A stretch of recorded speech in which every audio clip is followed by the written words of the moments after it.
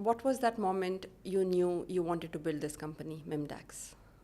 Thank you for the question, Asma. I think I've always knew at heart that I'm blessed with this particular personality where I love to help people. I've been in sales all last 20 years throughout, starting from Standard Chartered Bank to IBM.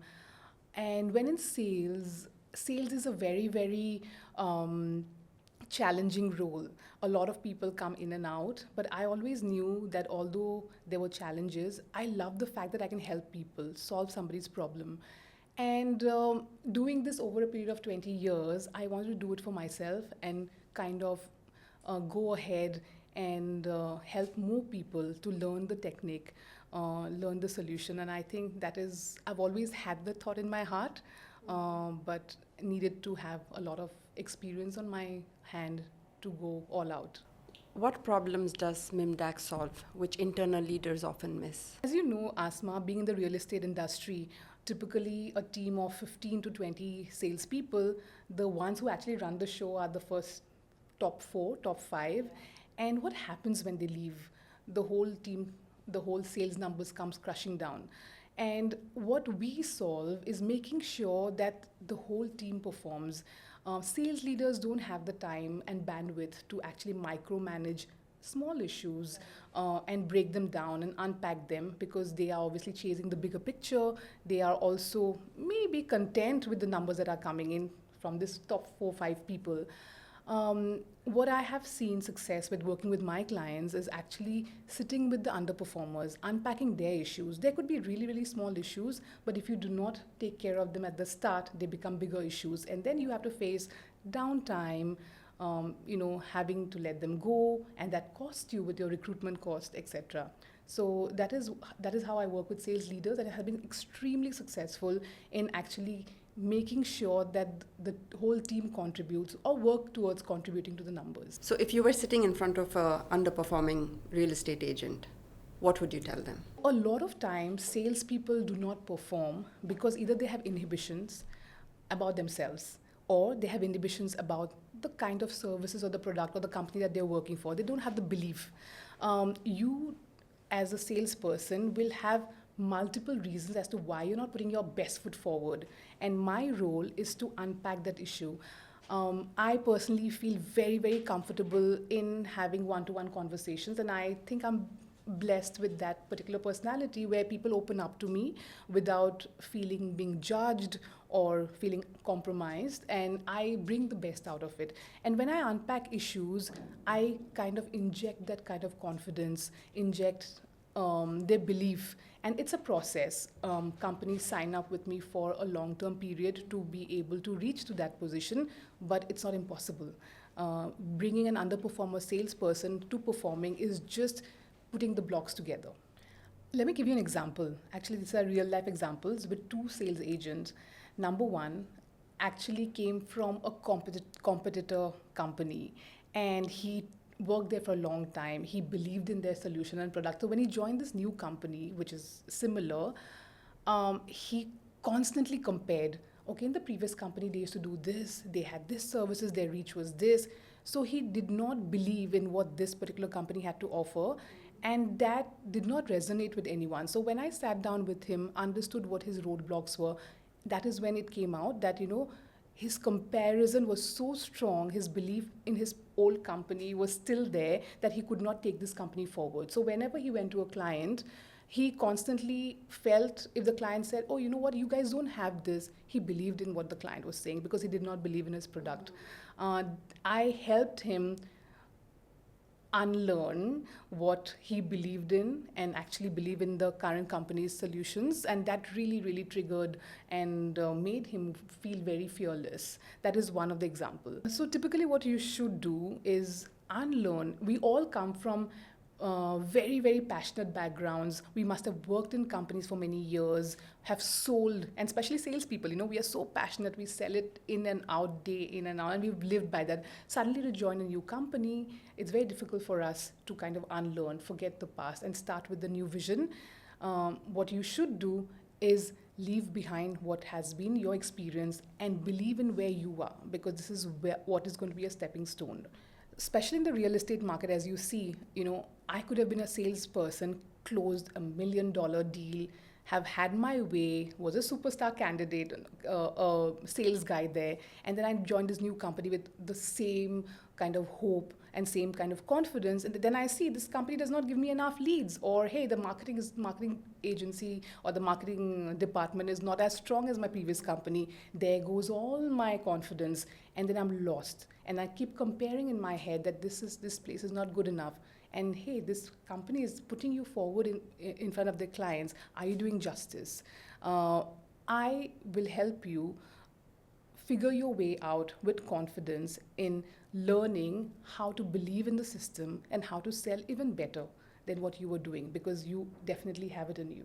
What separates a good sales rep from a great one?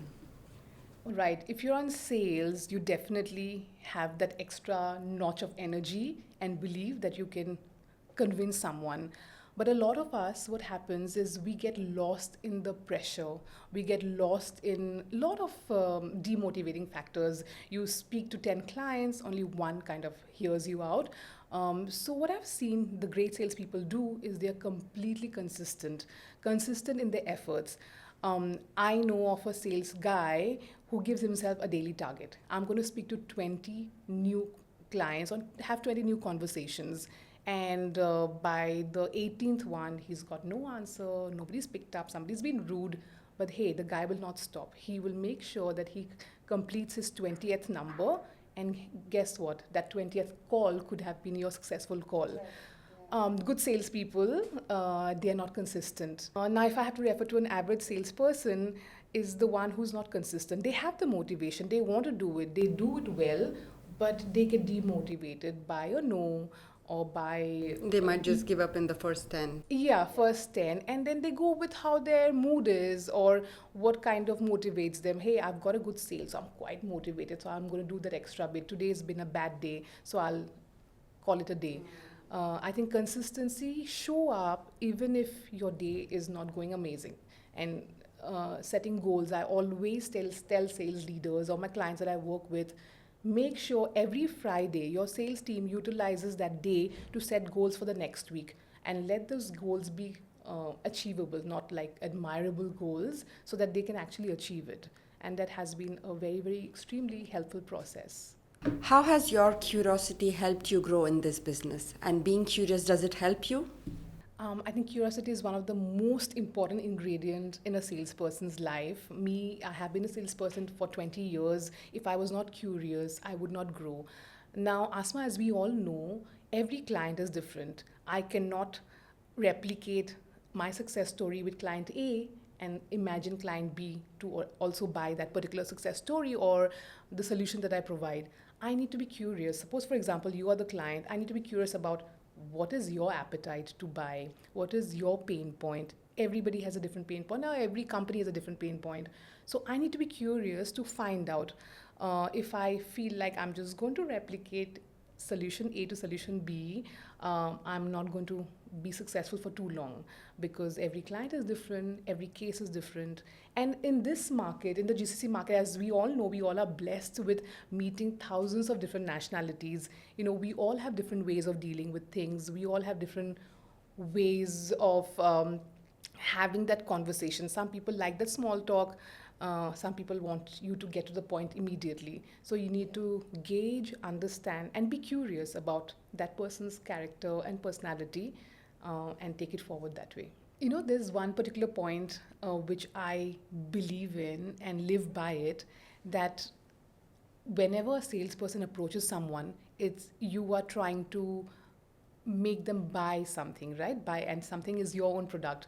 I think when you approach someone, you should not be looking at selling your story. You should be looking at selling their story. For example, I'm approaching you. You want to buy a property from somewhere. I shouldn't be looking to gain a client to buy my property. I should be looking to help you buy a property. And I think if I have that mindset, I'm going to solve a problem no matter what. But if I'm just going to push my product, my services to you, no matter what your pain point is, do you even need it, then I'll definitely be unsuccessful. in maybe successful at once, but unsuccessful in the long run. It won't be, not be a consistent solution. Let's talk about doubt and uncertainty. There is a lot in real estate or any kinds of sales. How do we overcome that? That's a really good question. All salespeople, no matter how veteran you are in sales, you will always doubt yourself before putting your best foot forward. The reason why we doubt is because obviously we're excited, we want to close a deal, we have pressure from the management to achieve those targets. One place where I have seen successful salespeople go over and beyond is when they believe in the solution that they are selling. That is number one. Number two is they don't have a mindset of selling but actually solving a client's problem. When you go with that approach, you are open minded. Now, let's say, for example, I meet you and I know that you have an appetite to buy my solution. But if I put forward my solution to you in the first 5-10 minutes of our conversation, it is obviously that I'm not interested in what your pain point is. What are you going through? How is your current solution working for you? But I'm actually just like, hey, give me your order.